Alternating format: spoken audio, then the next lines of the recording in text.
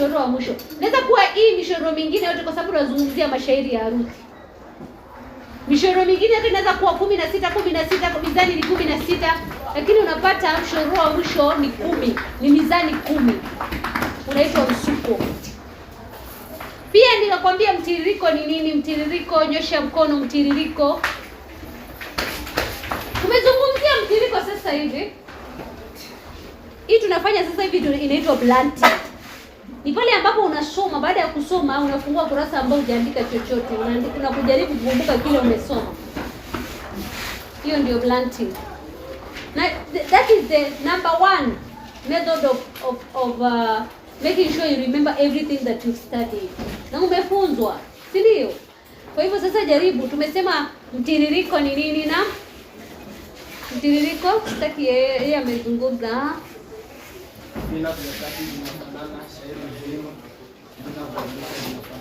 Haya, kofi moja. Vina vya kati vinafanana na vile vya mwisho vinafanya nini? Vinafanana. Tukasema kama vina vya kati ni tofauti na vile vya mwisho ni tofauti, ushairi huo unaitwaje? Vya kati vinatofautiana, vya mwisho vinatofautiana. Tumesema ushairi unaitwaje? Naam. Kituo ni kitu tofauti. Tumesema kituo ni nini? Ameja, kwani sasa kwa nini unacheka?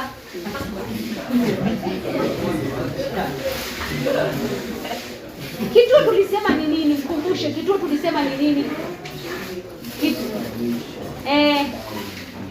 Vizuri. Mshororo wa mwisho ambao haurudiwi, kofi moja. Kwa hivyo tumesema vina vya kati vikiwa tofauti kutoka ubeti mmoja hadi mwingine na vina vya mwisho vikiwa tofauti, ushairi huo unaitwa nini?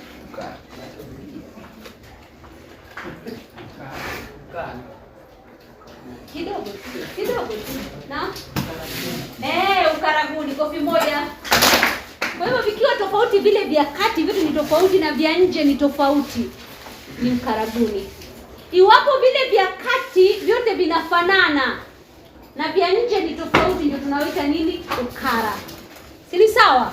Tuko pamoja hapo, tumekumbuka. Tunaenda pole pole leo. Kule ukiambiwa kufupisha, unaona vile kufupisha kwa mshororo wa mwisho unafanya nini? Nilikwambia kuna umuhimu wa kufupisha mshororo wa mwisho. Sikiliza vizuri. Mshororo wa mwisho ufupishwa ili kusisitiza ubeti. Ukiona ushairi wote, katika kila ushairi ubeti wa mwisho ambao nilikwambia wa mwisho unaweza kuwa ni kituo au kibwagizo. Nilikwambia kituo hujarudiwa, kibwagizo umerudiwa. Iwapo ule mshororo wa mwisho umefupishwa, muhimu wa kwanza ni kusisitiza ubeti. Pili ni kubainisha ule mtazamo wa nafsi neni. Mtazamo wa nafsi neni, na pia kulipa shairi mdundo wa muziki, kuupatia mdundo.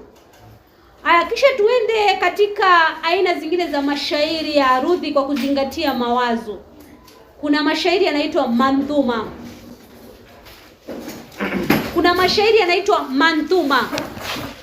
Na nitakuandikia hapa. Ni pale ambapo kipande cha kwanza ambacho tunaita utao kinadokeza jambo na kipande cha pili kinajibu. Mashairi haya yanaitwa manthuma. Na naenda pole pole kwa sababu sisi wote tumetoka nyumbani. Manthuma. Nimekwambia kipande cha kwanza cha mshororo. Sema huu ni ubeti wetu na hili ni shairi la tabia. Kuna kipande cha kwanza na kuna kipande cha pili. Ukiwa shule ya msingi uliambiwa kipande cha kwanza kinaitwaje? Ukwapi. Vizuri. Na cha pili utao, na cha tatu na cha nne. Vizuri sana. Sasa shairi letu la vipande viwili. Kwa hivyo ndio shairi ulite manthuma, unaambiwa kipande cha kwanza kinadokeza jambo. Kudokeza kuna maana gani? Kinadokeza jambo. Kisha kipande cha pili kinafanya nini? Kinajibu au kinamalizia lile jambo, kinakamilisha.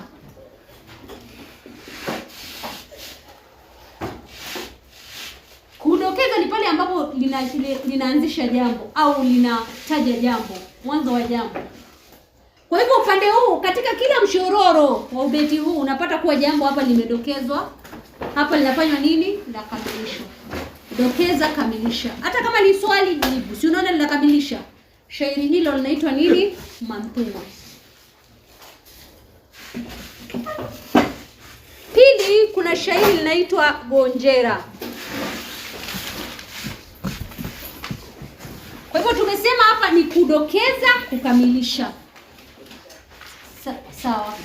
Kisha kuna Gonjera. Gonjera ni mashairi ya kujibizana. Unaweza kupata kuwa katika shairi lile ubeti wa kwanza unauliza nini? Jambo. La pili unajibiwa. Yaani Gonjera mashairi ya kujibizana, yaani kama kuigiza. Kwa hivyo ni watu hapo wanaweza kuwa wanashindana kuhusu jambo fulani. Utapata wakati mwingi katika mashairi ya Gonjera.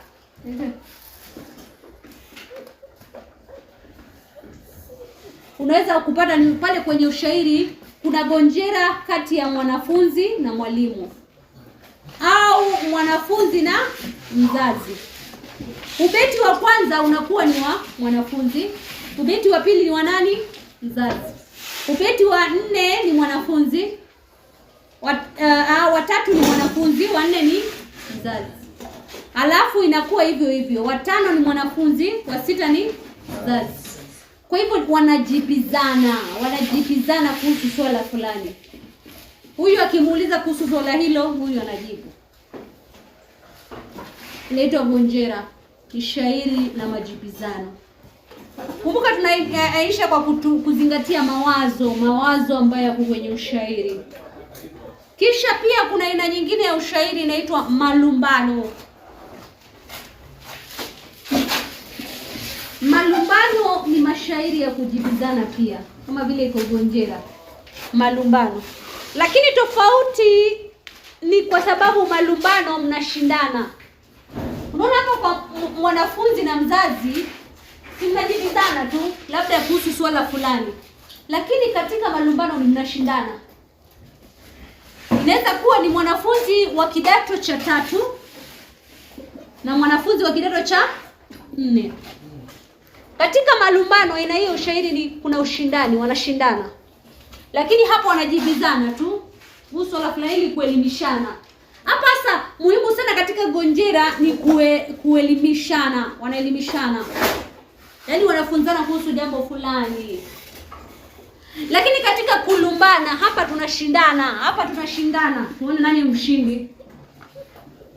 Labda kama mnalumbana kuhusu kina nani kati ya kidato cha 3 na kidato cha 4 gwiji wa kuchezaji kandanda.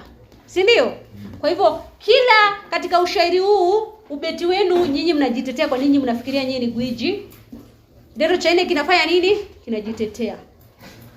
Au mnaweza kuwa mnajibiza au mnashindana kuhusu masomo. Mnashindana na kidato cha 4 mnawaambia sisi ndio nini? Shupavu katika usomaji, si ndio? Katika mambo ya masomo tuna umahiri kabisa. Nao wanawaambia pia sisi tuna hekima zaidi. Hayo ni malumbano. Mnataka kujua nani atashindana, lazima kuwe na mshindi pale mwishoni. Mnashindana. Lakini katika Gonjera ni kuelimishana. Mnajibizana kuelimishana. Umeelewa tofauti? Kwa hivyo hapa katika malumbano ni kama mnapigana. Katika kulumbana. Katika kulumbana pia ni kama unajisifu kuhusu ubora wa mafanikio. Unasema sisi tulipata medali ngapi? 6. Nao kidato cha 4 wanasema tulipata ngapi? Kidato cha 4 wanasema tulipata ngapi? 10. Sasa nauliza, mambo haya napeana mfano si walisia. Tutoke hapa kidato cha 3 tuseme malumbano ni kati ya grade ya ngapi? Grade ya 10 na grade ya grade ya 12, si ndio? Hapa kuna grade mbili, grade ya 10 na grade ya 12. Kwa hivyo katika hizi grade mbili wanalumbana. Ni kama kule kupigana, yani wanashindana. Wanashindana kwa kupitia ushairi. Wanashindana kuhusu swala gani? Wanashindana kuhusu, tuwe na ule unaitwaje, tusiwe na utovu wa nidhamu. Wanashindana kuhusu, tumesema michezo, mnaweza kulumbana kuhusu michezo, kuhusu masomo, ni mambo ya kusoma. Ni mambo ya kusoma, labda tumesema mkariri mashairi. Tukasema pia, unajua wakati mwingine kunakuwa na mijadala kati ya darasa. Kunakuwa na mijadala. Kwa hivyo kunakuwa na mijadala, nani mahiri katika majadiliano ya grade ya 10 na grade ya 12. Kwa hivyo pale ambapo mnashindana, hayo ni malumbano. Kwa sababu pale si kuelimishana, mnajaribu kushindana mjue nani bingwa. Lakini iwapo itakuwa gonjera, iwapo mnaelimisha kidato cha 12, mnawaambia kuna fani ambazo hamjasoma bado, na hizi fani tunajaribu kuwafunza. Tunajaribu kuwafunza wakati ambapo tunatoa ile mjadala. Si mnawaelimisha, hiyo itakuwa gonjera. Lakini malumbano ni pale mnashindana. Lazima kuwe na mshindi. Kwa hivyo na lazima hapa katika kulumbana mambo mengi ni kujisifu. Unajisifu. Hapa unajisifu. Na ukiwa katika kidato hiki cha 3, muhimu sana ukiwa katika gonjera au kulumbana, huwa mnalumbana ili ufaidike kwa namna ambayo ni chanya. Ni mambo kuhusu masomo, mambo kuhusu mijadala. Kuwa mtu mwenye, unajua utaambia mwanafunzi mwenzako, utamwambia nimefika kidato cha 4 kwa sababu utakuwa unasema nina cheti changu cha kanseli. Hapana. Ni jinsi ambavyo una tabia yako.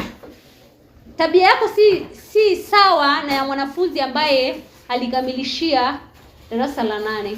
Tabia si sawa. Wewe wakati ambapo utakamilisha chuo kikuu na upate mwanafunzi mwingine alikamilisha, watu ndio wanakudanganya pale nje, wanakwambia hakuna kazi kwa mtu amesoma, wanakudanganya. Mwambie nipatie cheti, kuna kazi shule wanaitiwa. Ulikamilisha kidato, alikwambia ulikamilisha chuo kikuu, kazi ziko. Si za walimu, wanaajiri mtu, leta nikupelekee. Utaona anakwambia hivyo ufe moyo. Unasikia mtu akwambia wale hata walipwi vizuri, unamwambia wewe unalipwa ngapi nionyeshe.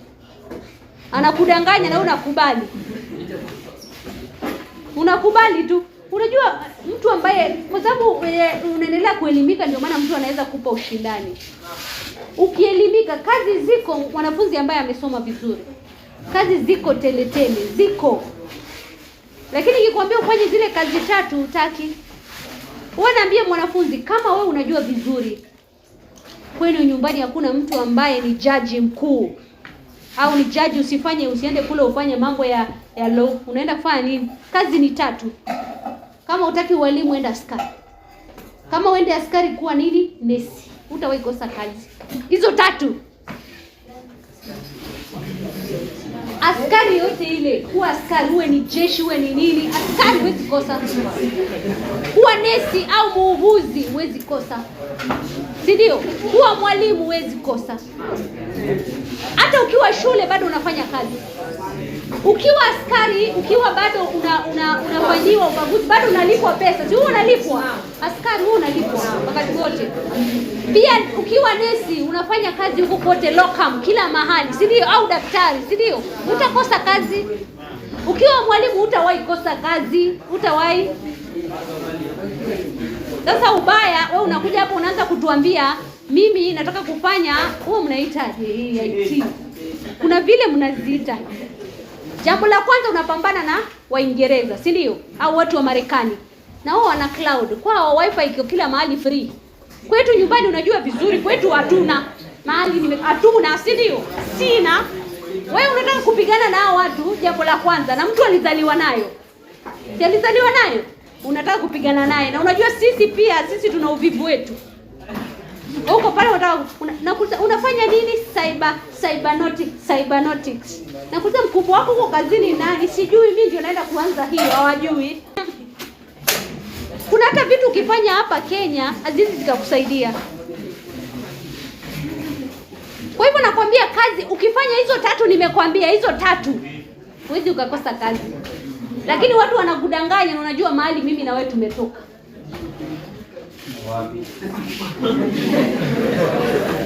Asante Bwana kwa kusema ni wapi. Asante. Ina maana kuwa unajua.